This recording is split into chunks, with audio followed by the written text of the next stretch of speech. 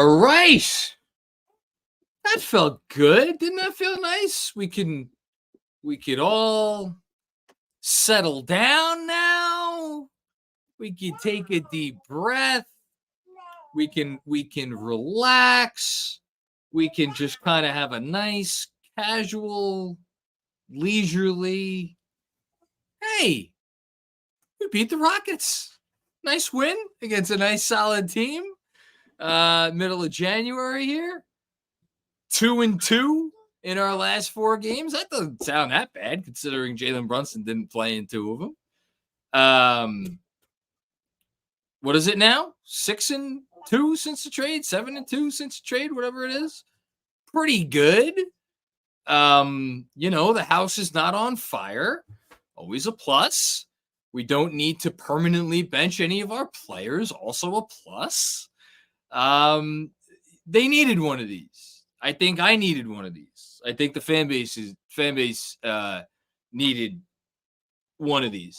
Because let me jump on because I see the issue. I think your mic isn't selected in StreamYard. Oh, okay. Is it really? Is that a problem? Oh, okay. Yes, yeah. Okay, I got it. I hope could people not hear any of that? They could hear all of it. It just didn't sound as crisp. Now go ahead.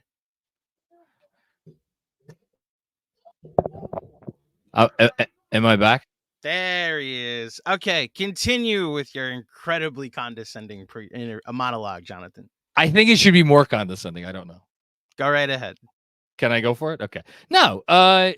Listen, it's a long season. It's the theme of this where we are at right now. It's a long season, and it's like they made the trade, and like things were great after the trade, and then things were not great.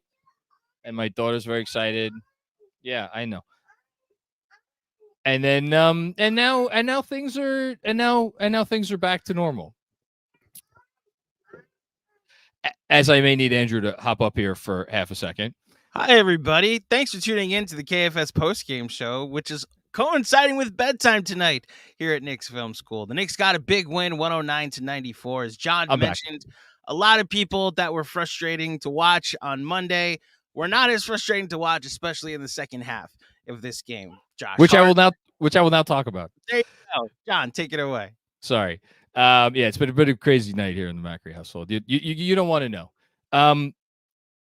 Much as it has been in Knicks fan land here over the last week, because like as I was starting to say, like they were playing really well, and then all of a sudden the good kind of went bye-bye, and it introduced some bad. I think with this trade, as we've talked about a lot over the last few weeks, there was always going to be ups and downs. There was always going to be a bit of an incomplete grade for as great as the early returns were. And that's really what had happened. The early returns and how good they looked with the huge win against Philadelphia and some of the other blowout wins that they got against some bad teams, let's call a spade, I think they threw us off the scent a little bit. And we kind of forgot that, like, this is still a team that had not a lot, but had some issues and had some holes that they needed to fill. Did those holes get filled tonight? No, they didn't get filled tonight. They still have a hole somewhere in the backup unit. And for that reason, this was a very, very intense basketball game for a half. And I would even go so far as to say this was a very intense basketball game for really like 3.5 quarters. The final score obviously doesn't indicate it. The Knicks ended up winning by 15. They were up by, I think they got up by 20 at some point in the fourth quarter or close to it. But like, as we have seen over the last 3 games or last 2 games without Brunson, like this offense is not always going to be firing on all cylinders until they make another trade to fortify this roster. There's been a lot of reporting in recent days about what that trade might be. Fred Katz had a bombshell that dropped yesterday that has been the subject of most conversation. They are looking for another ball handler. They recognize they need another ball handler. And the reason for that is that when you have games in which, Julius Randle is off, like he was in the first half, and Jalen Brunson, even if he's playing, is not, otherworldly, it's going to kind of look like it did in the first half, which was a half that did not feature a whole lot of points. They scored 48 points in the first half. The reason why I think it still pays to be very excited about this team, even without the trade, is if they are healthy and if they are whole, and if everybody is playing more or less up to their capabilities or around their capabilities, as currently constituted, they could give us a second half of basketball like the one we just saw. And that was one of the better halves I think the Knicks have played all year, honestly.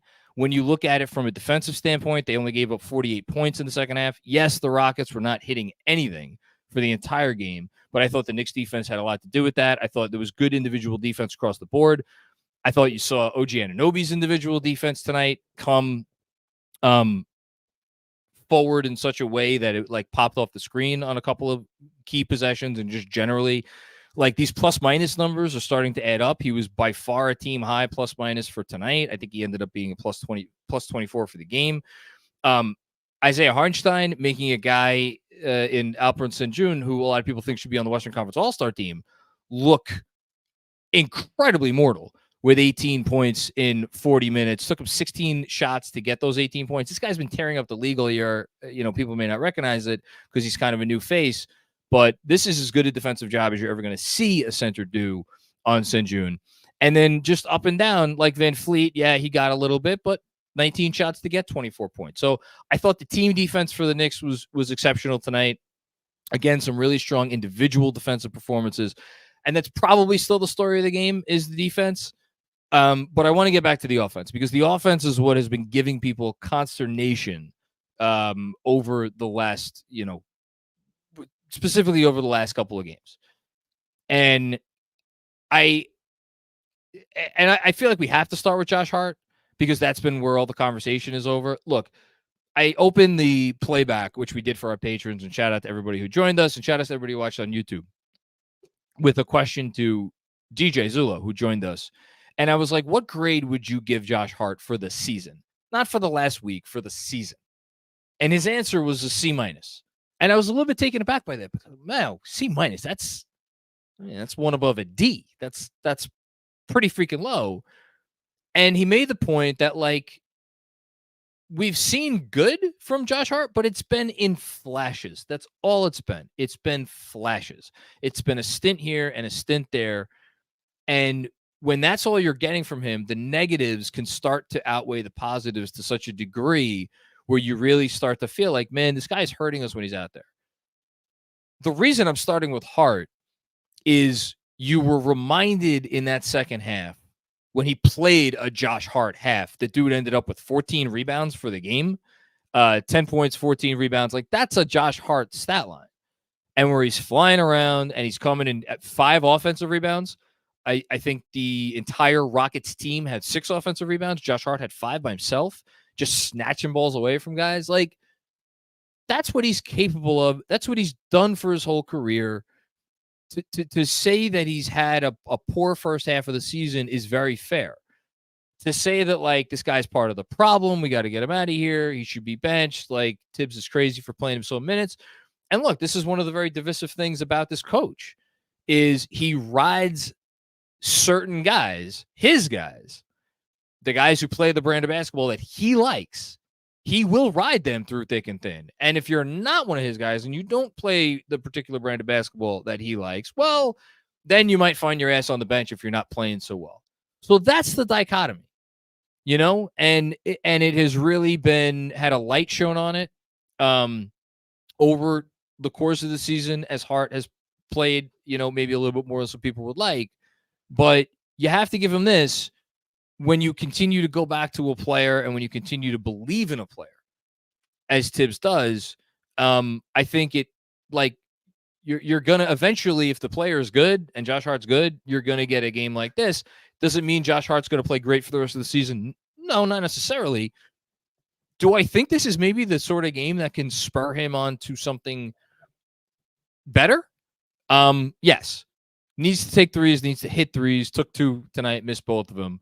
So that's still, you know, an issue. It's always going to be an issue with him. It's always going to be the first thing you look at. Is he taking threes? Is he making threes? But good, important step forward for Josh Hart tonight to try to change some of the conversation surrounding him because it was getting really ugly and it was like festering and it bleeds into, conversation about the coach and to conversation about the team at large. It just got really ugly. And it's unnecessary because this team is good. We're sitting here, they're 24-17, not the only headliner tonight. In fact, I've buried the two headliners.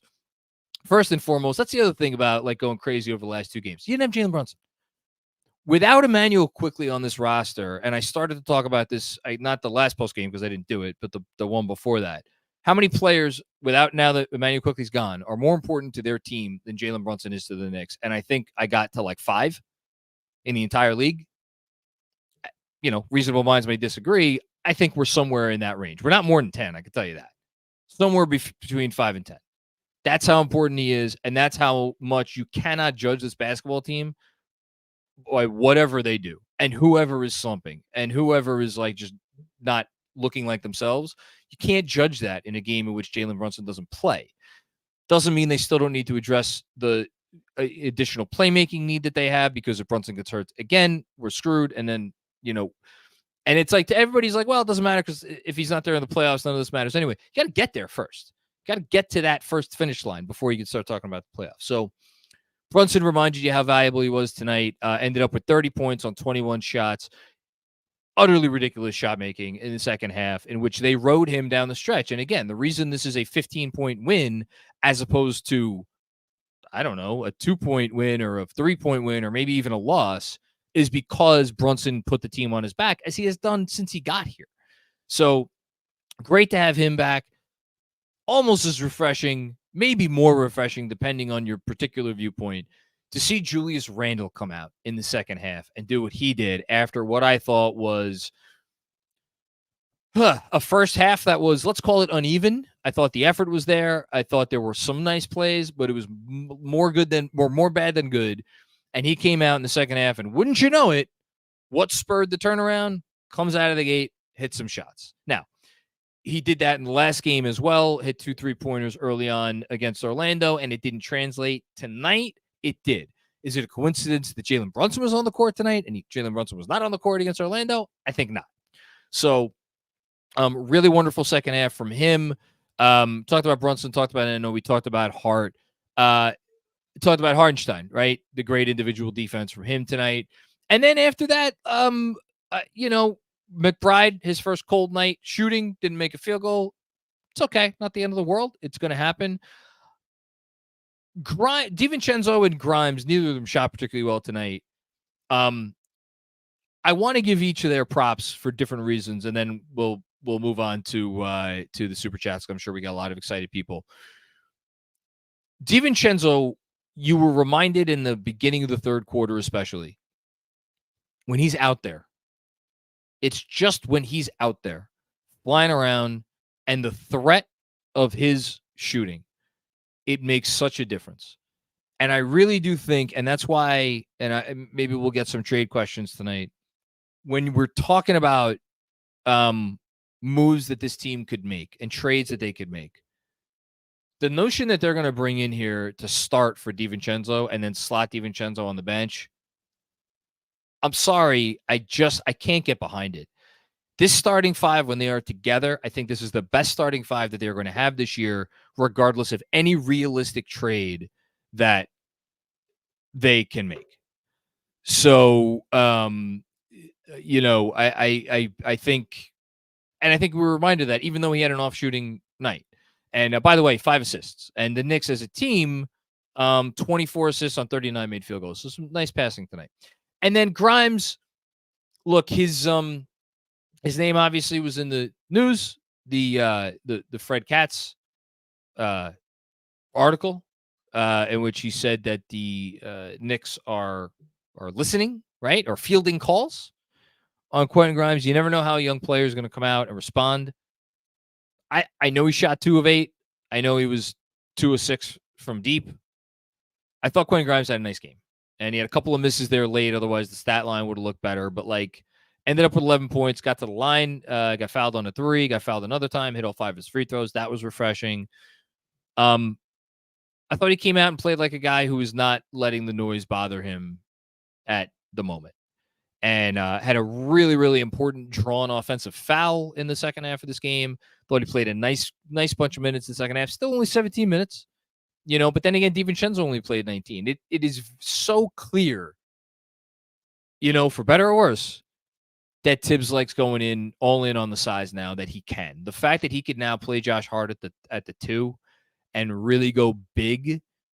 And look, last thing I'll say, I know it doesn't always look pretty.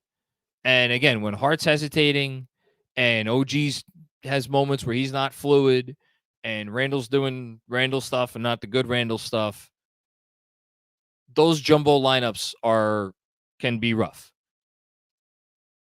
The defensive resume that this team is putting together, fostered by obviously OG himself, but OG slotting everybody else into place. And yes, that does include playing Josh Hart a little bit at the 2. I think I'm not in love with it. I think it has some pluses. I think it has some minuses. I also think you cannot look at how they have been performing defensively and completely extract just how big they are on so many possessions after they give up 94 points to the Rockets tonight. I'm sure we don't have an updated net rating yet for this team since the trade, but they're the best defense in the league since the trade. It's just a matter of is the margin between them and number 2 the same as the margin between number 2 and number 10? Is it the same as the margin between number 2 and number 15? It's they are a dominant defense since this trade. And that's where I want to end, because it really is where I started, where I ended, because I think it continues to be, if this team does anything this year, they're gonna need a little bit more offensive punch, but they're gonna do it on the backs of their defense. I think that's it. GMAC, anything before we get to the rest of our show? No, in fact, we're gonna start today with a bit of a test. We're gonna see how well media training has worked. So I don't like this already. The first 2 super chats are pretty interesting. One came at the end of the third quarter. Okay. So let's just read it and react. Danny Gardner, how many times is Hartford, what's DD, Dante DiVincenzo, have to stop all momentum before Tibbs will realize it doesn't work? Very, very frustrating. Should I respond to that or wait for the next one? Yeah, respond to that. I'm going to see what your response is. My response is that it could look really bad at times, because DiVincenzo is such a clean fit offensively, and the offense hums so well, and he's such a plus defensively too, because off ball, getting in passing lanes, the whole thing, there is an element that he cannot bring that Hart brings, because of all of the things that happened over the course of the rest of the game, starting in the third quarter, by the way. You're not dumb, Danny. You're not dumb, because you're just reacting to what you're seeing. And when it's not going well, that's the key, right? If we want to nail it down, when Hart's not going well, it stands out, which is not to absolve him, because that's part of his resume. Because if you are a player who, whatever your deficits are, they stand out more when you're not going well, you have to own that. And we were talking about that throughout this game. It's a matter of how much do you want to stick with it, and how much do you want to go away from it when it's not going well, as opposed to trusting he's going to get it back. He's going to get it back. He's going to get it back. Tonight, the equation worked in Tibbs' favor. It hasn't for much of this season. So we'll see what happens from here on in, but that would be my response. How was that, Andrew? For those listening, John didn't say that the second super chat came up, and Danny Gardner's whole comment was, "I'm dumb." I said but you said no, you're not dumb, Danny. So without actually reading, so those are the first 2 super chats. The Josh Hart at the 2 minutes have been a point of consternation, as John mentioned, over the last couple days. Here's the tough part I'm having, because I agree. The eye test says it's a clunky fit. A lot of the buckets they were getting in the half court in that fourth quarter were just Jalen Brunson being awesome and hitting tough shots.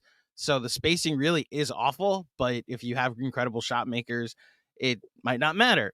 The part I'm having a tough time reconciling, do you know what the the net rating is for that lineup since the trade.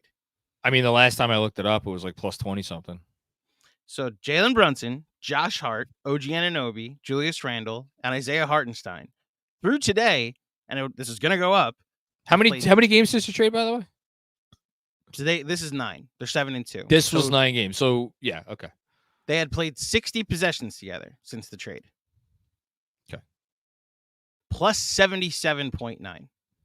Yeah, I mean, but the lineup is working. It's just looked really bad the last couple of days. And I think the bigger issue that led to the frustration on Monday and on Saturday was without Jalen Brunson, you need more shooting out there, which is where you pivot. Now, thank God we have Jalen Brunson, which is the thing we should say every night before we go to bed.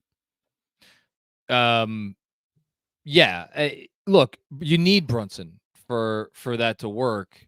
But I also don't think it all comes down to Jalen Brunson being a brilliant shot maker, because you do have Hartenstein out there too, who's a big part of what they're able to do on both ends of the floor. I mean, I really can't speak enough about his defense tonight on Sinju, and that was not an easy matchup. And then I know we could forget when he has stretches like he's had the last week, but you also have Julius Randle out there. And then when you have OG Anunoby, where the only thing he really needs to do on offense is space the floor and occasionally like cut and do some other stuff, all of a sudden, Hart, it's like, what do you want from that fifth spot? You want a connector. Ideally, would your connector be able to shoot? Mm-hmm. Absolutely. DiVincenzo was a connector. DiVincenzo could shoot.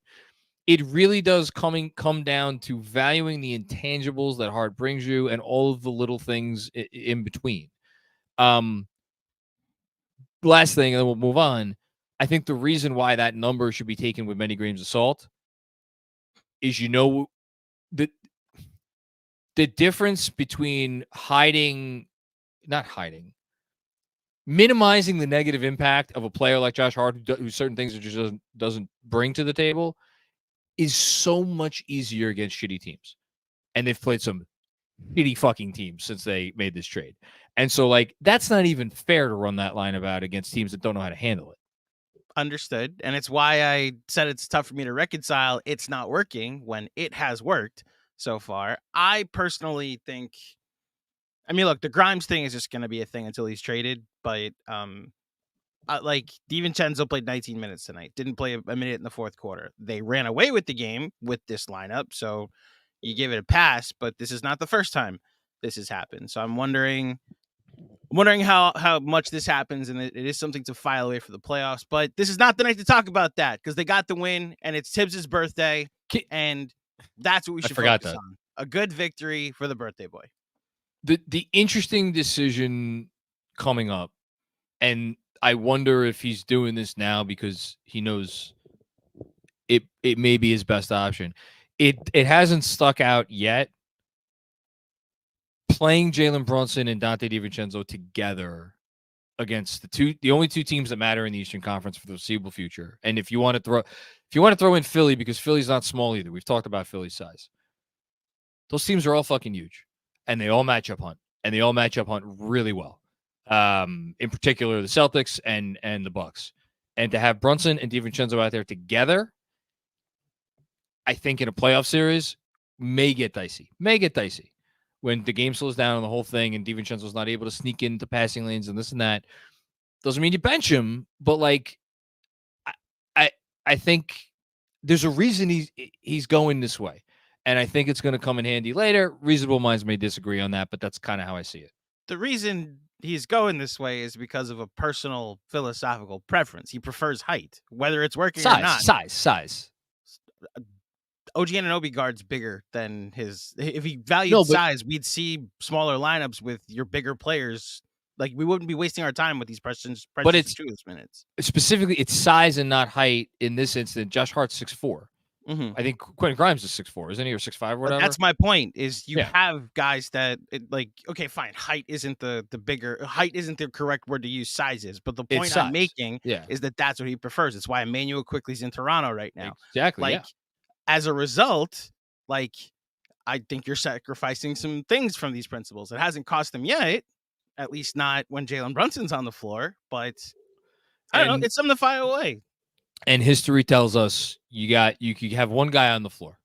with very few exceptions throughout the history of the league.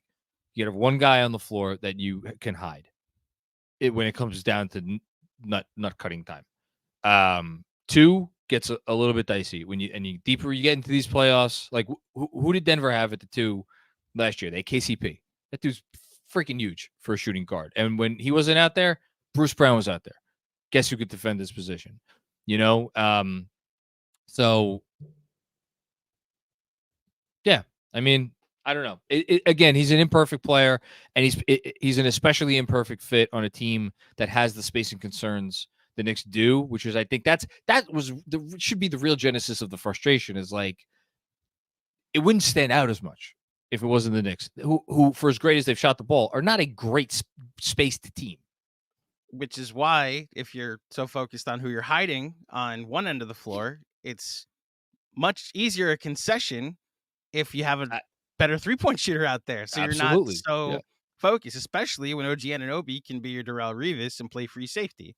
And cover up from a lot of people's mistakes. And DiVincenzo is outstanding off the ball, so I'm not sure you need to hide him on anybody. Well, again, in a playoff series where you're playing these mammoth teams, I'm focused on the offensive side of the ball, so we're not trying to hold guys to a certain number of points. I'm trying to outscore the other team with my shooting. And that's the balance. And that's the decision that Tibbs ultimately has to make. And at the end of the day, if Josh Hart's going to be hesitant from deep, and he's not going to take threes, he's not going to make threes, your side of the argument wins. There's no question, because you cannot, for as great as the defense might be, you cannot run a functional offense if he's not going to shoot it and if he's not going to make enough shots. And that was the difference last year. When he came here, what did he do? Shot it. He made it. A lot of those shots. Mm-hmm. And then the playoffs, what happened? The Miami series. We need to be. I know this has come up a ton. It's the Miami series. Josh Hart shot 50% in the Cavs series, hit the biggest 3 of the series. Like, this is where I'll go over to your side that it wasn't the entire playoffs. It was the Miami series.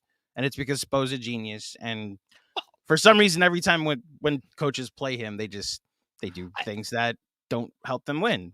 I have to think it was a bit of a shock to the system that Josh Hart, coming off of the last 20 some odd games he had in New York and coming off of the series he had against the Cavs, I don't know if it was the first possession, but I bet if we go back and watch the tape, the very first possession he had the ball behind the line, whoever the fuck was supposed to be guarding was in the paint.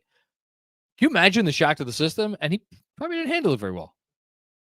Clearly didn't, based off of how he shot in that series, John. Yeah. All right, we've talked about Josh Hart enough, and other people want to talk about it. It is something to monitor going forward, and hopefully it's after a bunch more wins.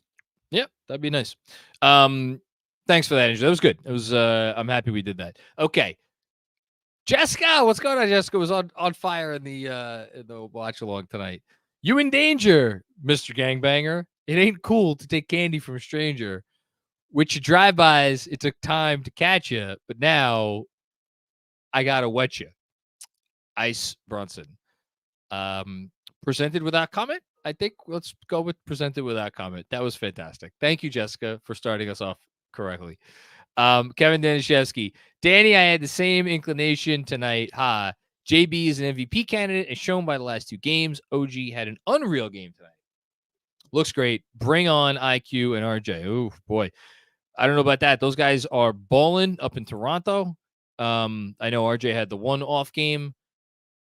They decimated the Heat tonight. Neither of them ended up with like incredible final numbers. I think RJ scored a few more points, quickly had a bunch of assists. But like put a hurt on the Heat. And that, by the way, like that Toronto team obviously didn't have Siakam tonight because they traded him away. And for them to come out and do what they did against Miami, I'm not sure that team has any plans on going away. Like, you want to talk about a team that is going to be motivated to come into Madison Square Garden and perform? We got to get to Washington first. So one game at a time, Kevin. Jessica with another one. I love Julius Randle, flaws and all. Glad he's on our team. Me and Sixto are the 2-person hive. It's a good hive, man. It's a good hive, Jess. I love it. Hashtag Dirty 30. Hashtag Ride with Randle. Hashtag Sixto was right all along. I wonder. So a couple things. One, I think towards Kevin's point a moment ago, I think tonight probably well, if it doesn't solidify, I don't know about solidify, but like after Brunson wasn't here for the last 2 games and comes back and he does what he did in the second half tonight, if any coach in the league was paying attention and had even the slightest bit of doubt about whether Jalen Brunson's an all-star, like tonight answered that. I wonder how much Randle's all-star case is going to be hurt by the fact that he has been a little bit more uneven. I mean, really, maybe kind of since the new year. He's had some nice moments in there. Obviously, second half tonight was great. I wonder. I don't think he's a lock. I think Brunson's. I do think Brunson's a lock, actually. Randle, I don't know if I'd put it a little above 50-50. I don't know if I'd put it a little below 50-50. Honestly, the best part of his case, he plays every game. And he plays a shit ton of minutes. So I think we got a shot. I think it might come down to where the team is, going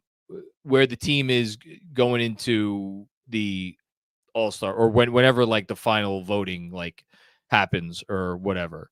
Right now, the Knicks are 5th, a game behind the Cavs, who, my goodness, the job that they've done since all their injuries. Incredible job.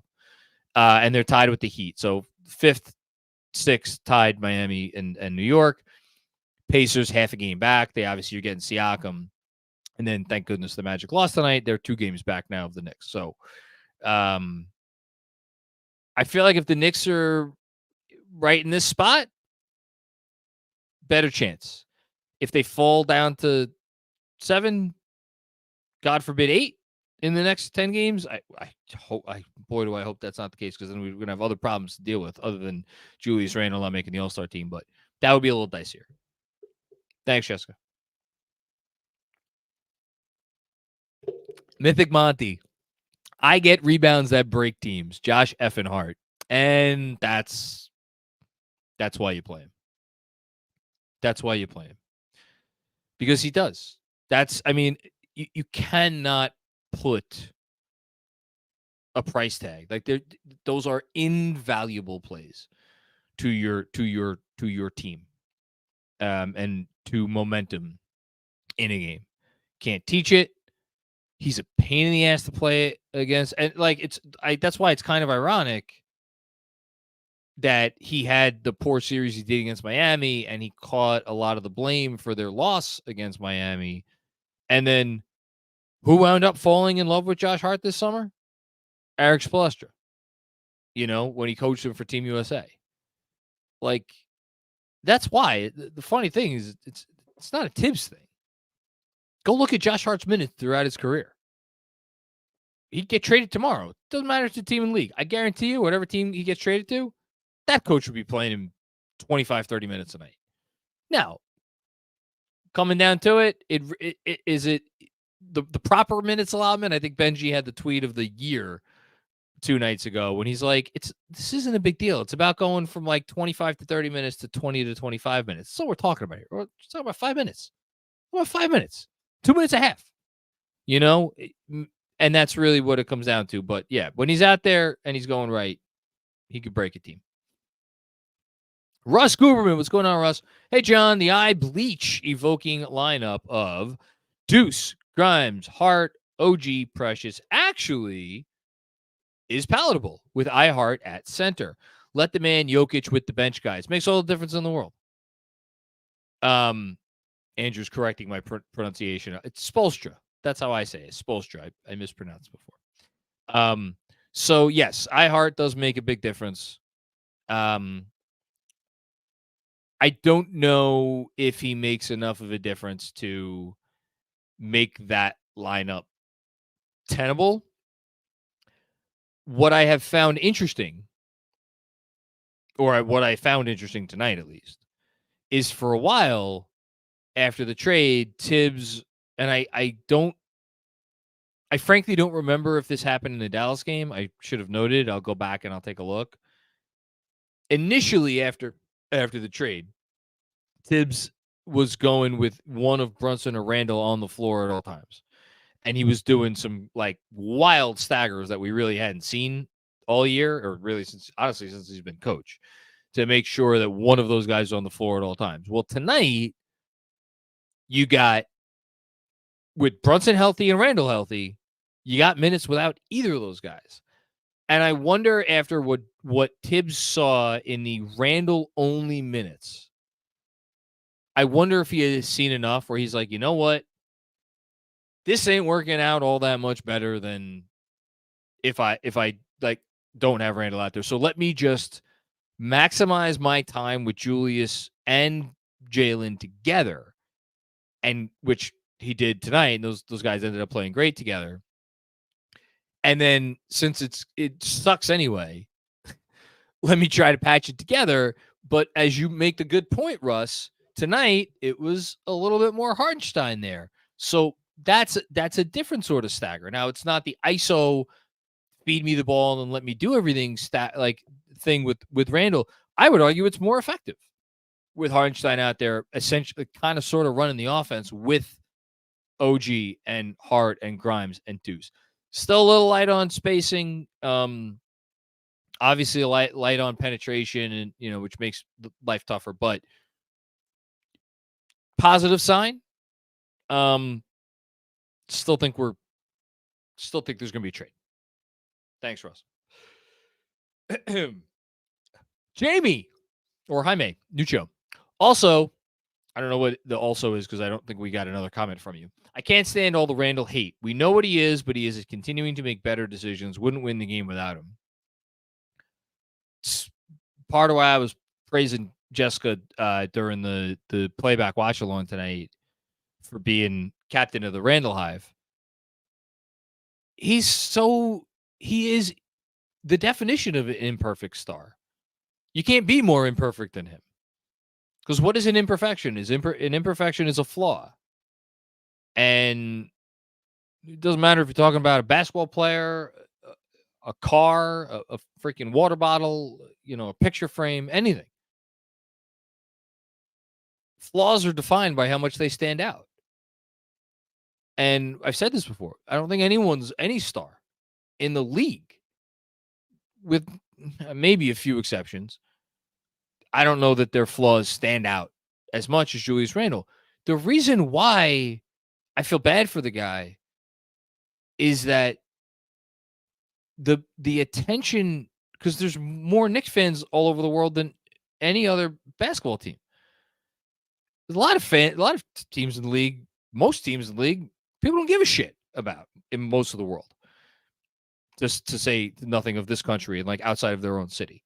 So when you get, and I want to be very clear about it. I'm not killing anybody for putting out any clips or anything. Like it's like more information is better, right? More information is better. Let's see the thing that happened. Okay. Let's all be on the same page. It's good to see the thing that happened.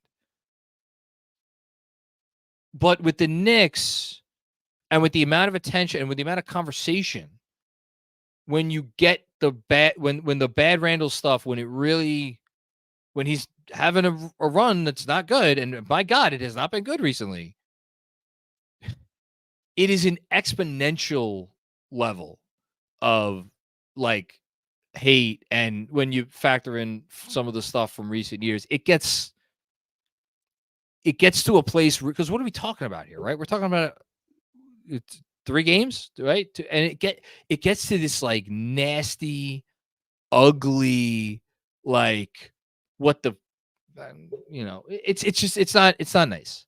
And I'm not saying, listen, me, least of all, should not be talk about pop calling the kettle black about like, oh, we always have to be nice to basketball. No, come on. God knows I've violated that rule many a time. And yet I have a soft spot for him because I do think it goes over the top. Yeah,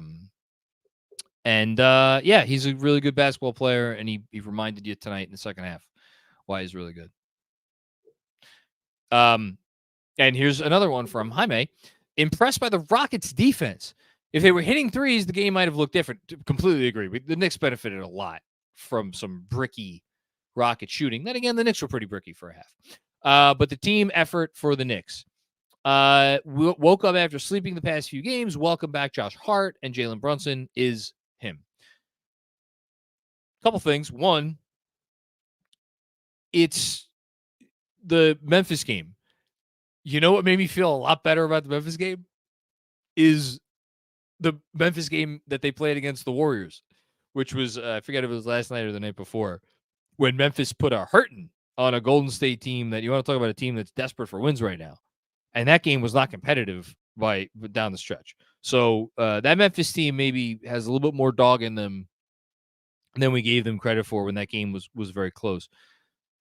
What did they do? They came out with a fairly unserious effort in Dallas, unserious effort in Memphis. And then the Orlando game, I thought the effort was there. I thought, honestly, for the personnel that they had in the game, I thought the execution was good enough until it mattered most. Last 7 minutes of the fourth quarter. And then it picked the wrong time because you didn't have your closer. And that was unfortunate. But, like, I think I was never really worried about this team, like, not being able to find the gas pedal. I thought, and it came around tonight for sure. Big time, halftime. Haitian Ferg, my buddy. Haitian Ferg, how are you? Julius Randle needs JB, period. That's, as usual, you're getting right to the point. It's a different player when Brunson's out there a lot of the time. Coincidence? No, I don't think so. JB makes life easy for everyone involved. Yes. Solid defense tonight. Completely agree. Josh Hart held it down and OG balled out. Happy birthday, Tibbs. We won just the way he likes it. Miserable. Yes, let's go next. Happy birthday, Tom. I forget. I just looked this up the other day. I think he's the second oldest coach in the league. After double check me on that, Andrew. After Pop, I think he's the second oldest. I forget if Carlisle's right there, but I think Tibbs is older than Carlisle. But yeah, it's been around a while. Bit of a dinosaur. I'm sure he's happy tonight. I'm sure he's happy to get the win. Already thinking about Washington. Don't take the Wizards for granted. The how many wins they have? I know they beat the Hawks. They do not have another win since they beat the Hawks. So please beat Washington, especially since I think Daniel Gafford is going to be out for that game, and like I don't know. I guess Marvin Bagley's going to play at center for Washington tomorrow. I'll fight somebody if they lose to Washington tomorrow. This is an unacceptable loss at this point. Here's They're their the worst depth team in the chart. league. Here's their depth chart right now at center. Marvin Bagley the third because Gafford's out. Someone called Anthony Gill. I actually know who. I know of Anthony Gill. I've heard the name. If he walked in my office right now, I wouldn't be able to tell you who he is. And then their fourth string center is Kyle Kuzma. It's an unacceptable loss, and Benji will be on the post game to talk all about it if it happens. Oh, I'm not doing post game tomorrow. You know this. I forgot. It's back to back. Thank you. Unlike Tom Thibodeau, we believe in load management here at Knicks Film. There's no science that proves that. There is in post game while you have like a whole family and another job. Okay. Do you want to guess who the other 2 and 3 NBA head coaches that are at least 60 exist? I You already know, said 'cause one in Pop. Pop Carlisle. There's one more. I looked this up the other freaking day. Oh, Tibbs' buddy, Steve Clifford. Steve Clifford in why am I blanking on where they play? Charlotte. Yes. What I don't know off the top of my head is Dagnall the youngest? The youngest coach in the NBA. Or is it the Utah coach? It's a tie. I don't know whose birthday is first, but it's the Utah coach, Will Hardy, and the Boston head coach. Oh my God. Joe Mazzulla is 34 years old. Then it's Dagnall. Then it's Taylor Jenkins at 38. Jenkins, I would have guessed Jenkins is in his 40s. Those are the only ones in their 30s. I'm older than Will Hardy. That sucks for you. You're older than all 5 at the bottom, John. You could go fuck right off. You started it. Don't start. Nothing won't be nothing. Come on. You know how this game is played. Oh, God. Let's go to the next super chat. I Let's do really it. think about how old I am. That I need fucking rest days from talking into a microphone. Jesus Christ. Someone just shoot me. Dom Cappuccini, outstanding win. Yes, it was. It's great to see how good they can be when the gang is together and clicking. I completely agree. Just amplify the bench with one more trade, and I'm telling you, look out. Yeah, I feel bad because, like, and I went through it in the newsletter today. Shout out to all my Knicks Film School newsletter subscribers. Like, it doesn't make any sense to make a trade for someone if you're not going to trade Quentin Grimes. Because, like, is there a world where you trade for someone and they take Deuce's minutes? Sure. And that's it. If you're trading for someone that's, like, good enough to help your team, the 10 to 12 minutes a game that Deuce McBride plays, if they're good enough to really help your team, they're not. That's not enough time for whoever you're trading for. So and you can't trade Deuce because you just signed to a contract extension. Not that I want to trade Deuce. I don't want to trade Deuce, to be very clear. And I think Deuce has deserved, even though he didn't shoot it well tonight, I think Deuce deserves to continue to play. They're not trading anybody else in the rotation. So, like, if you trade for someone, the minutes need to come from somewhere because there's arguably a minutes crunch right now. So to, like, trade for someone and then, like, it just, from an asset management perspective, it makes a lot more sense to use Grimes as the asset as opposed to now, as DJ, who did a great job on the watch along tonight, tweeted as soon as the report came out, like, Quentin Grimes is not a player you throw around in a trade. Like, you better get real value for that dude. And then it gets into some dicey issues, which, again, I wrote about today. So feel free to go read that for more of my thoughts on that. But, like, you got to get a player who's good enough where it's like, we're trading this guy. This guy better, whoever we're trading for, better come in and be an impact player. Like, I was going to say better than Josh Hart last year. Josh Hart was insane when he came here last year, but, like, a better player, arguably, than Josh Hart in terms of, like, the impact that they can make, especially on the offensive end of the floor, because that's why they're making the trade. But at the same time, it, like, can't be a player who needs to play too much. Can't be a player who needs to start because you don't want to upset the apple cart too much because you don't have that many minutes to go around. So it's a tough needle to thread, and I'll be curious to see who they try to thread it with. Hush Sue, OG, and Brunson. When it is dark, they are my light. I think Ian Begley did a mailbag today. Shout out to Ian. Remember that I didn't do the thing I said I was going to do before, Andrew. I'll do that later. He's called Brunson the team's only untouchable. That's right. I would argue that, like, the second place guy is OG Anunoby. Like, they got their guy. They're not getting rid of their guy. So I think it's appropriate to put the two of them together. Hush with a couple more. I hope Grimes doesn't get traded, but probably unlikely. It's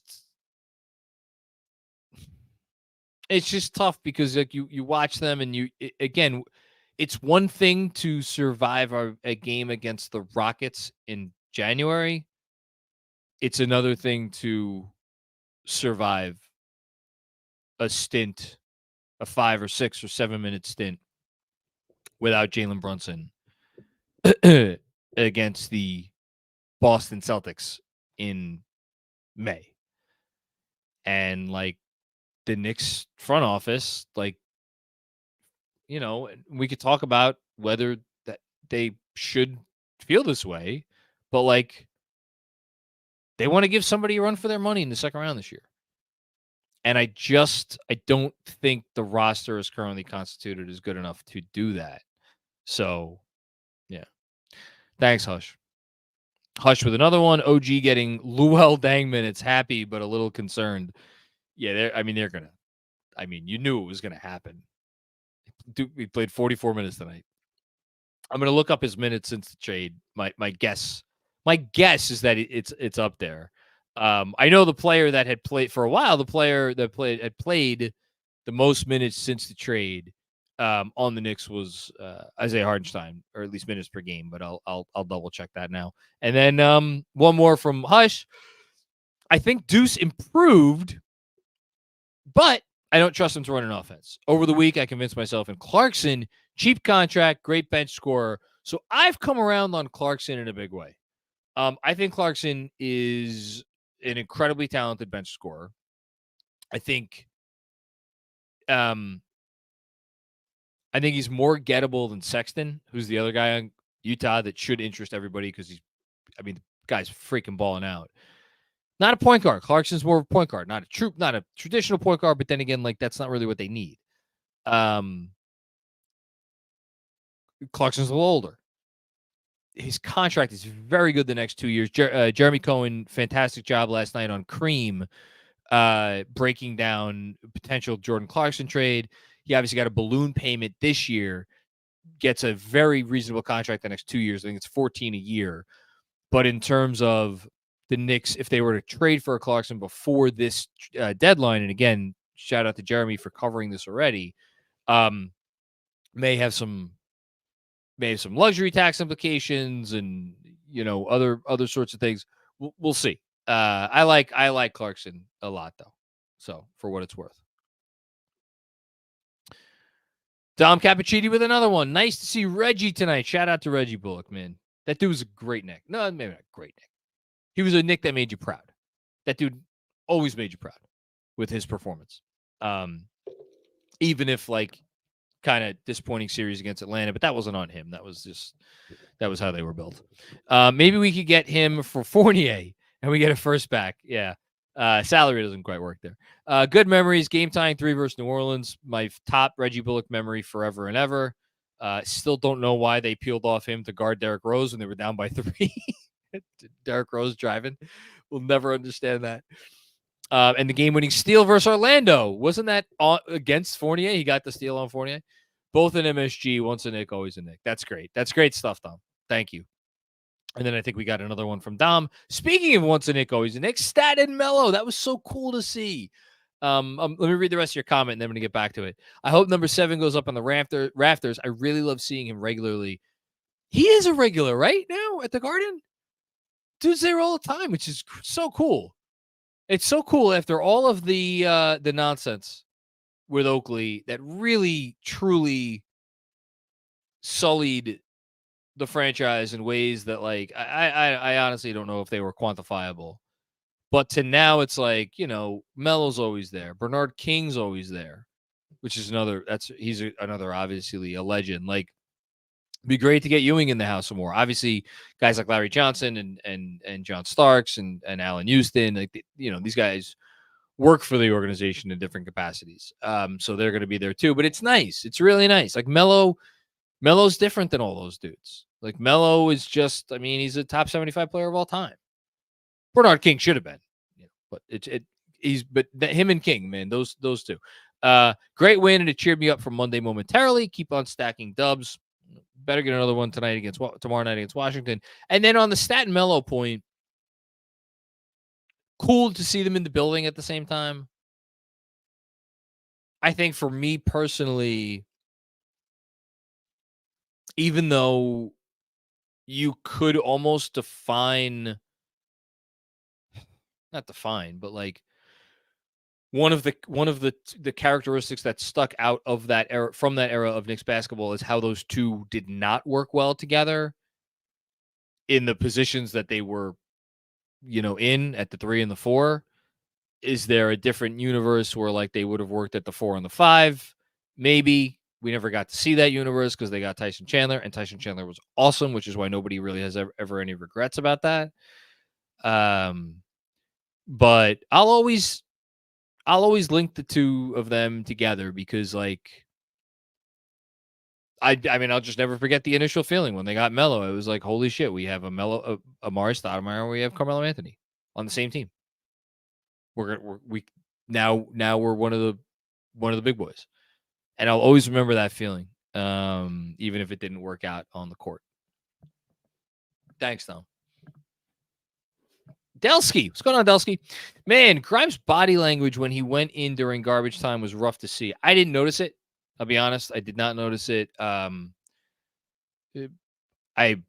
go back and take a look. I recorded it, so we'll see. Ugly game, but it was a must-win game. P.S. I'm convinced OG's a robot. He might be a robot. Ugly half. Ugly half. And GMAC is noting that he noticed Grimes' body language when he came in, and that it was the same versus Washington. I don't think Grimes is thrilled right now. I'm just going to say that. Like, I think he sees the writing on the wall. I think he's probably seen the writing on the wall since they signed Dante DiVincenzo. You know, that's maybe a little unfair, but like, I don't know. It's tough because the conversation about DiVincenzo over Grimes started really from like the very beginning of the year, and that I'm not saying that came from the Knicks. It didn't, but like Grimes certainly, I'm sure, heard all that stuff, and it's a tough season for a third-year player tasked with an unenviable job. So yeah. Anyway, in regards to the minutes question for OG Anunoby, since OG Anunoby came here to the Knicks, he is now overtaken Isaiah Hartenstein, leading the team in minutes per game. He's averaging 36.1 minutes a night. That is the 14th most in the league since January 1st. Isaiah Hartenstein is 35.8. That number is 17th. And then, not to be outdone, Julius Randle and Jalen Brunson, 21st with 35.5, and Brunson 23rd with 35.4. So since January 1st, you think they maybe need to make another trade? 1, 2, 3, 4 Knicks are in the top 23 in minutes played. So maybe, just maybe, might need to make a trade. Bulldog Boxing Promotions. What's going on, man? I remember you. We've allowed 100 or less in 6 of 9 games since the trade. As constructed, are we an elite defensive team? Elite. What the fuck even is even elite in the NBA now? What is like? I don't even know what that means. Like, who's the most elite defense in the league Since this the year? trade? No. Just who's the most elite? What elite defenses exist in the? Put the Knicks aside. Take them out of this conversation. How many elite defenses are there in the NBA? Off the top of my head, Minnesota. Sure. Yes. Orlando. Oh, that slipped lately, but I'd say Orlando. It's still top 5, right? I don't know that I could put the elite tag on them. If you want to, I guess I won't fight you too much. Boston, I think, is elite. okay. I mean, Houston's defense looked pretty good tonight. They're very good. I can't do elite there. Miami, borderline elite with between the coaching and their top line guys. When they were all healthy, they're pretty elite. That's it. That's the conversation. You've named 5 teams, which you could say Philly, you could say Cleveland if you wanted to, as like really good defenses, but so I misspoke before. Since January 1st, the Knicks are not even number 1 in defensive rating anymore because the Cleveland Cavaliers, their last 2 games, have put the smackdown on their couple of opponents. They're number 1 since January 1st, 103.6. The Knicks are at 104.0, so just a smidgen behind the Cavs. Here's the thing, though. What, are you going to jump in? I think you're about to say what I was about to say, which is thanks for nothing, Milwaukee Bucks, for laying down tonight and helping the Cavs build up their defensive rating so that way it passed us. Can I tell you something? I said before the season, I thought Boston would be the better team. Boston would win a bunch of games, the most games, be the number 1 seed, best record in basketball, the whole thing. And I said I thought that Milwaukee would beat them in a 7-game series and represent the Eastern Conference. I think that was a bad take. Something's off about that. This Milwaukee, I don't like what I'm seeing from this Bucks team. I know Giannis didn't play tonight, but I know they killed the Celtics by 1 million points the other night, but that was second night back-to-back for Boston. So, and that first night of the back-to-back was an emotional, empty the tank game against Minnesota, where they were trying to keep the home winning streak alive. Yeah, and they did. So, but I'm gonna say Boston and Minnesota are the 2 really elite defenses. I'll put Cleveland on the border. I'll put Miami on the border. I'll put Orlando on the border. So if top 5 is elite defense, are the Knicks an elite defense? Yeah, sure, absolutely. Again, and to finish my point before, So the Cavs and Knicks are in a virtual tie, 0.4 points per 100 possessions separate them. The next team down since January 1st, the Boston Celtics, 110.3. That is a 6.3 points per 100 possessions difference between them and the second place Knicks. And then just to make the point that I was trying to make earlier, if you go 6.3 points per 100 down from third, you go all the way down to 19th with the Lakers. So basically the gap between the top two defenses since January 1st and third is the same as the gap between third and 19th. I'd say it's pretty elite. Yeah, it's pretty good. So that answers your question. That is what the fucking elite defense is. Bulldog Boxing Promotions. You like that one? Kevin Danishevsky, notice Randle has been hitting corner threes. How can we get him more looks? Also, I wonder if we could stagger DiVincenzo for Randle only minutes instead of Quentin Grimes. To the extent we're still going to get Randle only. I mean, we'll get some Randle only minutes, right? Great idea. It's a great idea.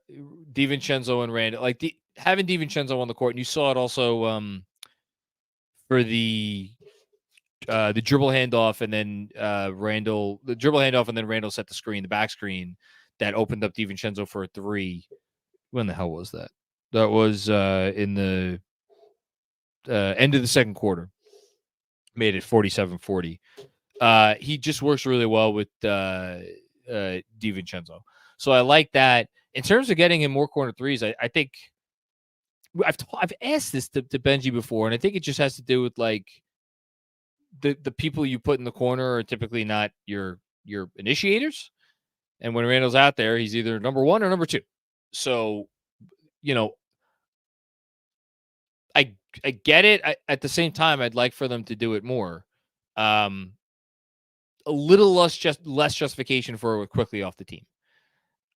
Maybe there'll be a little bit more justification for it if they make a trade. Thanks, Kev. Jonathan Hernandez. Pacers get Siakam an all-star while keeping all their key pieces in young core. Will we trade a huge chunk of ours for a role player? Is my logic flawed? It's not that your logic is flawed, and I'm going to do a shameless plug for the Knicks Film School Patreon, in which I got on earlier today and recorded, I don't know how long it was, 25, 30-minute analysis of the Pascal Siakam trade. It was 29 minutes long, GMAC. I called it a Macri mini. I intended it for me about 10 minutes, and I talked for 29. I'm not going to talk for 29 minutes about it right now. In short, I will say that the combination of the fact that Pascal Siakam is it's not even a combination because the two things that I'm about to say are inextricably intertwined. Yes, he's made two All-NBA teams in the last 4 years. But he is a large part of his value, despite the fact that he's a very good defensive player, large part of his value is still derived from what he does with the ball. ISO player. I think there are he's not good enough to be a number one on a championship team. I think there's a fair bit of disagreement about whether if he's your number two, how high is your ceiling? Well, we're going to find out in Indiana because they Halliburton, he's a version of a number one, albeit, whatever. We don't have to get into that. But he's not an elite ISO player, right? And the key is he doesn't shoot it. He doesn't space the floor. So you have a power forward. That's the only position you could play if you're really trying to compete, because we've seen Siakam at center. It does not work. If you're really trying to win. So a non-spacing four, who really you're not going to want to play a lot of small ball there, who is entering unrestricted free agency at the age of 30 and is going to get paid $40+ million a year and probably closer to $45+ million a year. That is why he went for what he went for. OG Anunoby, the reason he went for what he went for is, as was reported today by several outlets, the teams, and Indiana was one of them, who were really trying to get in that OG sweepstakes and valued OG to the level of way above. I know, again, it doesn't make sense because you still look at Siakam, 2 All-NBA teams. OG Anunoby, the guy's never even made an All-Star team. Might not ever make an All-Star team. Doesn't matter. If you are trying to build a championship roster, OG Anunoby has more value than Pascal Siakam. Doesn't mean you can't build a championship roster with Pascal Siakam. Shit, they did it already in Toronto. I think the key differentiator there is Pascal was your number 3/number 4, and it was before he was in this contract bracket. That's the big difference. He also, his shooting has really subsided over the last 4 years. So, yeah, that's my bigger analysis, but I thought it was a wonderful trade for Indiana. And this is to bring it home. The benefit that you get to have the, I don't know, best passer in the sport, second best passer in the sport, he's top 3 or 4 passer in the sport as your point guard. And then you have a guy who spaces the floor at the 5 well enough to have the luxury of those two things and the ability to bring in all these sorts of players, to bring in an Obi Toppin, to bring in a Bruce Brown, to now bring in a Pascal Siakam, and feel confident that they're going to function better in your offensive unit than they did almost anywhere else. And we saw the offensive issues that Toronto had trying to fit all these, pieces, and it's a clunky fit. Now all of a sudden you go someplace, it's going to be a great fit. So it's a great trade for Indiana, but I think the price is far more reflective of some of the unique aspects of the trade at large than it is about, like, the Knicks had to give up X for OG and the Pacers only had to give up Y for Pascal. Thanks, Jonathan. Wilton Moran, what's going on, Wilton? This may sound dumb. No such thing as a dumb comment. But why not give Fournier a shot at giving us offense from the bench? Alongside strong defenders, maybe it works. Who do you want him playing for? Whose minutes do you want him taking? Want him taking Quentin Grimes' minutes? I mean, I guess you could take Josh Hart's minutes, but then all of a sudden leaves you small, and like Josh Hart, who, like, the main reason he's out there is the pain in the ass he is on the defensive end. All of a sudden that goes away. I am good on the Fournier experience. That is not to say that he is a bad player. He's accomplished an immense amount in this league and obviously a lot more internationally. Did not jive with the fabric of this team from day one, and that is not his fault. But it's just not. It's not a fit, and it's never really been a fit. So I would pass. I don't think it's a dumb comment. I don't think it's crazy at all. I've kind of seen enough, and that's me. Yeah. Thanks, Wilton. Richard David. We got to get 2, right? All-Star East selection. They're getting Brunson. I hope they get Randle. That'd be really cool for Randle if he got a 3rd selection. 3 All-Stars, man. That's legit. That's legit. Zach Horowitz, what's going on, Zach? As I told him all at the Lakers game, he's the closer. It's a good nickname. That's a good nickname for Jalen Brunson, the closer. I'm trying to think, did we have like a movie, The Closer? I feel like if we didn't have a movie, The Closer, we should have had a movie, The Closer. It's good. Maybe Andrew could look that up. Yes, there's been a movie, The Closer. Hold on. What is it? Right? Yeah. All right, can't think of what it is, though. There's a TV show called The Closer. That I think I remember. With Kira Sedgwick. That's what I'm thinking of. I don't know the movie. I'm thinking of the TV show. I've never seen an episode of it, of course. You know why the both of us thought of this show? Why? Because we grew up watching basketball games on TNT. And this was the show that came on after Inside the NBA. You are correct. Yes. Good job, buddy. I'm glad I made that connection. Okay. Coming up next is a Josh So Focused-a-thon. Are you ready? Let's do it. I'm so excited. I'm so excited. I just can't hide it. Josh So Focused. JB was all right, but he ain't no Jalen Green. I'm assuming that's an incredibly facetious comment. I don't know how to respond to it other than to say that it's very facetious. Shout out Gilbert Arenas. Oh, yes, that's right. I forgot about that idiot. Josh So Focused. With another one on Josh Hart. Great game today. Doesn't change his plus minus numbers when he's on the court for unlimited possessions of Jalen Brunson and Julius Randle hitting tough shots, but good job tonight. Are we really talking about Josh Hart's plus minus? Do you want me to go to cleaning the glass? I don't think I want to do that because I don't think it's going to make your point very good. But clarifying the plus minus chat, Josh Hart plus minus numbers are a little fluky to me. All right, we'll take a look at it. Can I help because I may be nicer? So, I did this with XJ because people thought it was all quickly, and it wasn't because Josh Hart's off the Josh Hart without quickly was better than quickly without Josh Hart. The flukiness is that when you take RJ off of everybody's lineups, they're all great. So Josh Hart is good whenever he's on the court.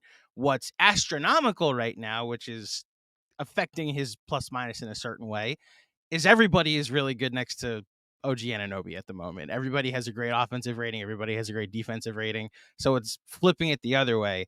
That's what's always given me pause with Josh Hart and criticism is because of what the plus minus is, especially when you include after the trade last year. So I can tell you I did the research. It's not as fluky as you might think it is. Yeah, I mean, at a certain point in time, you just kind of got to tip your hat to a guy. Like, now, granted, it's been much worse since the trade. He was neck and neck with Emmanuel Quickly for the team lead in plus minus when Quickly got traded, and it has gone down. So that would seem to behoove behoove Ja's argument. But however, can I add another part of that? Sure. Remove Precious Achiuwa. Yeah. Well, it's literally just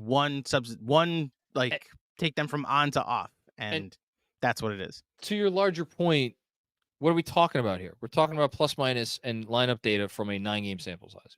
These are not like minimum. You need 10 games to make any sorts of like real conclusions. And like, what does Tibbs say? As Fred Katz reported earlier in the year, 20 games. 20 games. 20. Give me 20 games. But to let you know, Ja, this is something I had been tracking, which is why once we got to 20 games, I wanted to see, is it Josh Hart that's causing that crazy lineup to be good, or is it Quickly that's being that crazy lineup to be good? And while Quickly is good with everybody, even RJ brought his plus minus down. I'm not even trying to make this a shut on RJ session. I'm just saying that's how the lineup data being fluky actually worked out. It was when you take RJ off, everybody's numbers got better, including Josh Hart in this sense. To the point about Quickly, like, Josh Hart needs to be on the floor with better offensive players, but guess what? So does every role player in the league. Specifically ones like Josh Hart. No, I'm sorry, but like, even if you have a great shooter, you have the best shooter in the league. Like, you need someone to like draw attention, to get the attention off of them because they are not creating the advantage themselves. You need someone to create the advantage. If you're putting a role player on the floor without the appropriate number of advantage creators, then that role player is probably not going to be able to have a great impact. Emmanuel Quickly is an advantage creator, which is why he's a more valuable player than Josh Hart, which is why he's going to get paid $25 million a year this summer. Like, is there any argument about that? Not in my case. I'm just saying with Josh Hart, it's different because if you think Emmanuel Quickly is a role player, if you think Isaiah Hartenstein is a role player, although it's different because he's a center, but like those specific role players like Josh Hart, where they're not shooters, they're not just like put them around the ball handlers or the playmakers and you'll succeed. He actually kind of needs the ball to succeed and take advantage of gravity in that way and get out in transition in that way. And two guys go to box out Mitch or Hartenstein. He gets the rebound and then he's off to the races. It's a specific type of role player that he is. The only minor pushback, I love how we're spending half of the show talking about Josh Hart, needs the ball to succeed. That's a term that I think is more applicable to like a Zach LaVine. I understand why you're saying it, and factually it is true. Josh Hart could still make a big time impact on the game, even if he is not seeing the ball in the traditional sense. Like, yes, when he has the ball in his hands, he's able to do more stuff. If you're not like, they play off him when he's on the perimeter. So how does he succeed without the ball? But I get, but like, what? Why does he have the ball in his hands? Why does he need the ball? Like, he goes and gets the ball. Like, he goes and gets offensive rebounds for you, and he pushes the pace in transition. I'm Like, specifically talking about the offensive side of the ball. I'm He's a great just cutter. mentioned that, right? But that gets him the ball. I'm saying he's not someone that you could just leave him in the corner and he does not space defenses the floor. will argue. Will honor that. You know? He doesn't space the floor. That's all. No, and that's a big demerit. You need to, and that's what we always come back to. If you don't space the floor, you need to do everything else right to be able to become a valuable role player on the level of which Josh Hart is getting paid to be. And when he doesn't do everything else right, let's open the show the way I did. It stands out. By the way, we messed up. There isn't a movie called The Closer. No, the Clive Owen movie. That's not The Closer. That's Closer. It's just Closer. It's Closer. Yes. Closer. Natalie, it was a Silk Sutton with the super chat. John, Closer movie stars Natalie Portman, Clive Owen, and Jude Law. There's a fourth very important actress that you need to include in that. Silk Julia Sutton. freaking Roberts. And in that movie, that's a rewatchable for me, which is probably says more about me than about the movie. I adore that movie, and nothing gives me my favorite like interaction between two people maybe in the history of movies. It's up there. It's top 5. Is the fight that Clive Owen has with Julia Roberts when Clive Owen comes home and Julia Roberts is there and they have an argument. I'll just leave it at that. It is as good at 10 minutes of cinema as you will ever see. It's telling that that's the scene you remember, and I remember when Julia goes to Jude Law's apartment. I don't even remember that. You'll think. Watch it tonight while you're writing the newsletter. I might put it on. All right. Let's get back to the job parade. Yes. Thank you, Silk Sutton, for that. Jostle Focus, Josh Hart continued. I need him to play better consistently. No disagreement. Absolutely. He needs to be better. I think you knew that tonight. And Ja with another one. J-Mac, there's no needle that can thread the ask. More impactful player than Hart, who won't upset the cart, doesn't exist. A starter to come off the bench. I'm not sure what more impactful player than Hart who won't upset the cart doesn't exist. I think there are plenty of players out there. So I did the math. I did the math. It's not hard math to do. Let's just say, for argument's sake, they're trading Grimes. That's 17 minutes a game.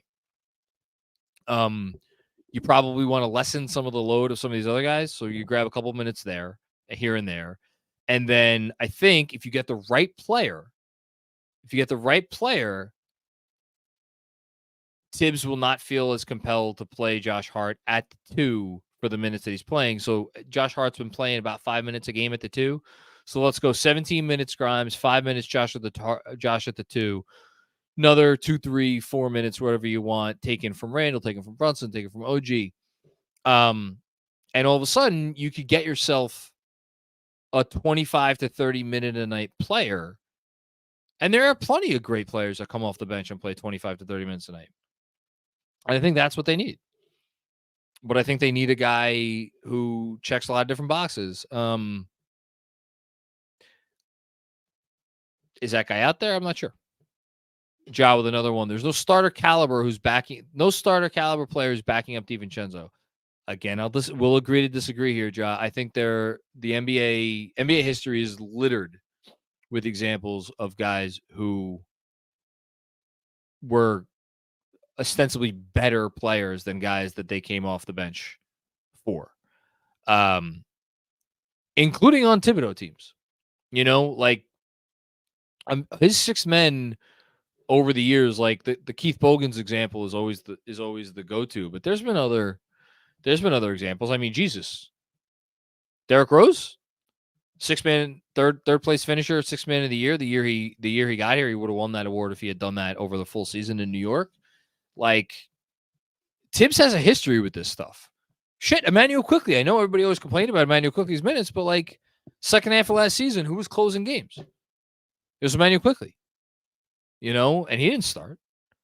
Was he not starter caliber?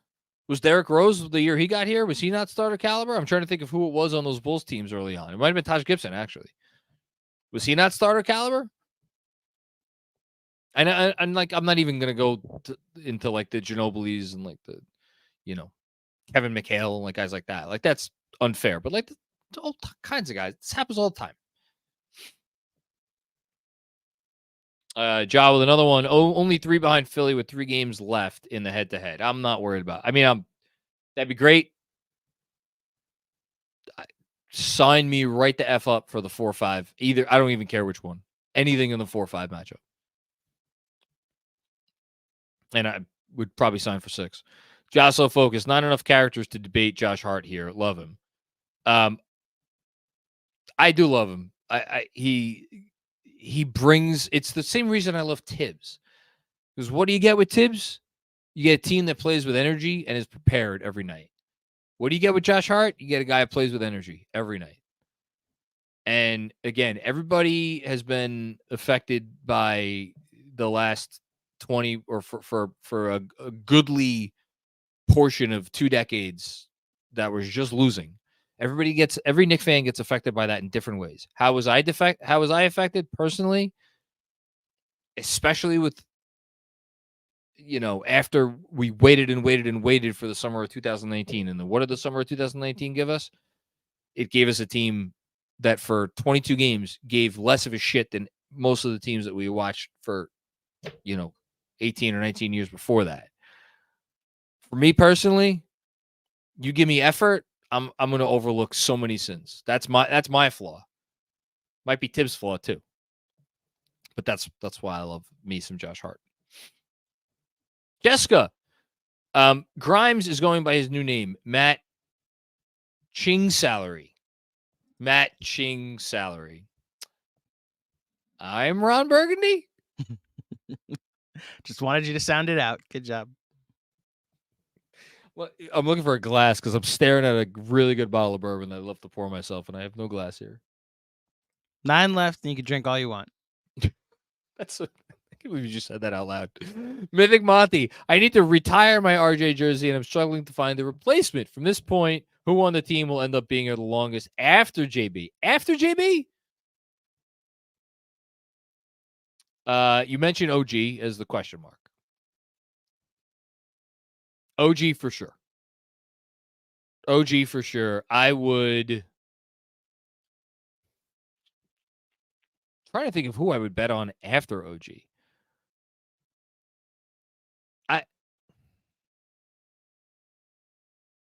Would I go Randle?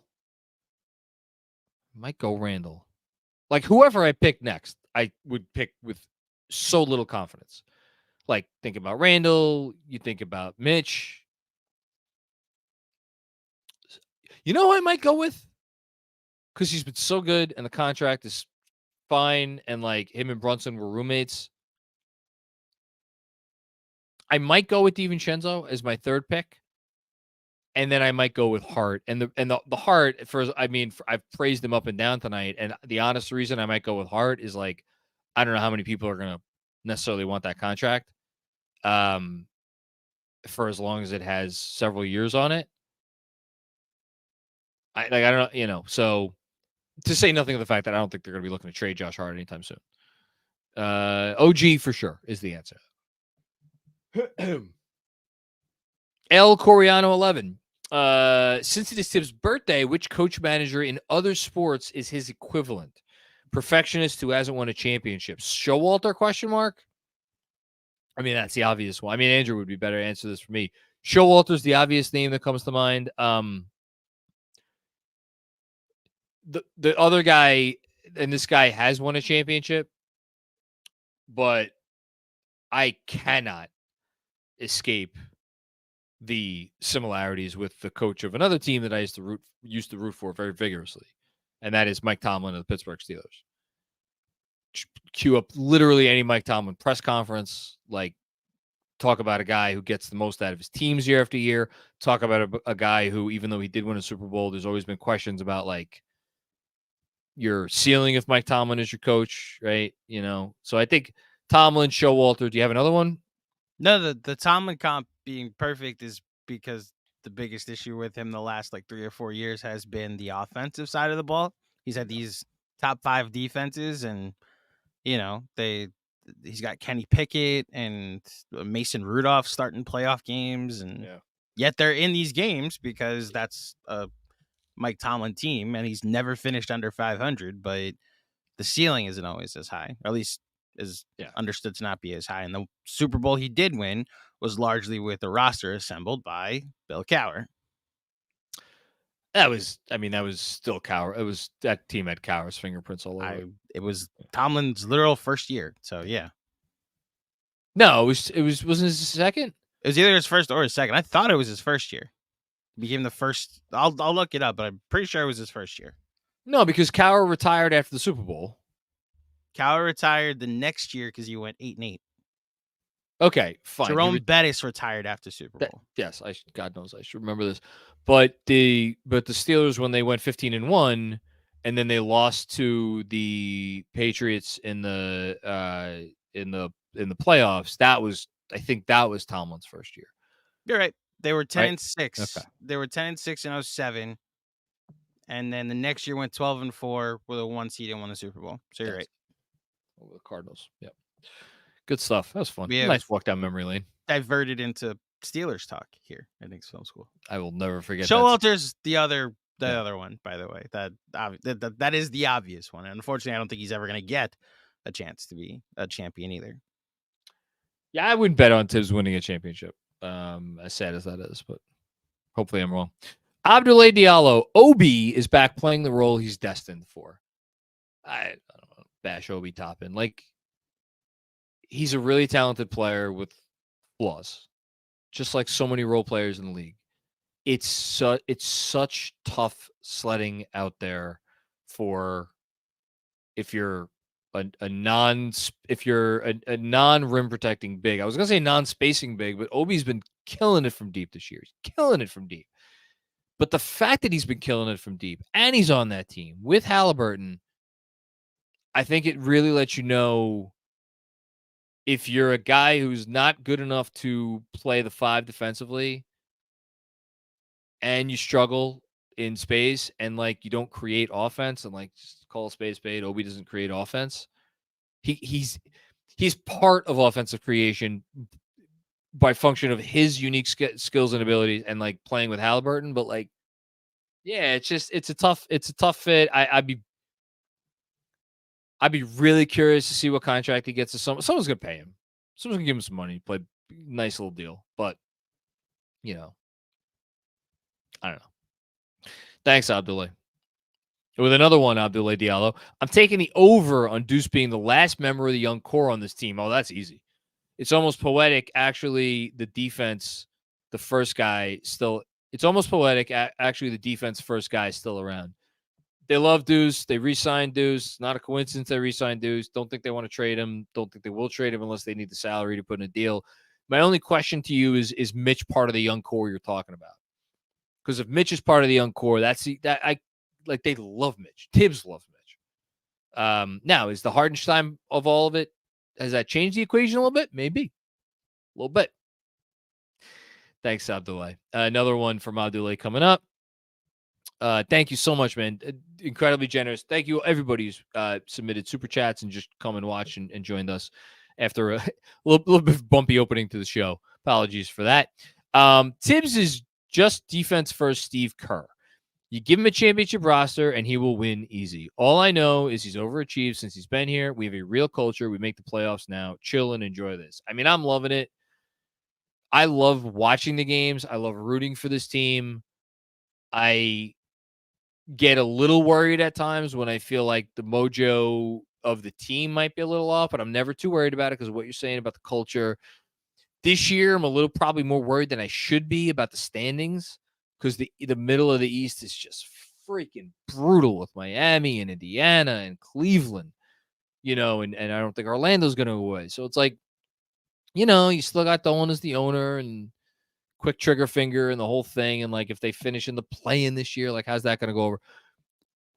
Other than that, like, by and large, I love watching this team. I love rooting for this team. There's such a joy since Jalen Brunson got here. And that's what Tibbs needed, right? He needed the point guard. Needed it with Derrick Rose, and then needed it with Jalen Brunson.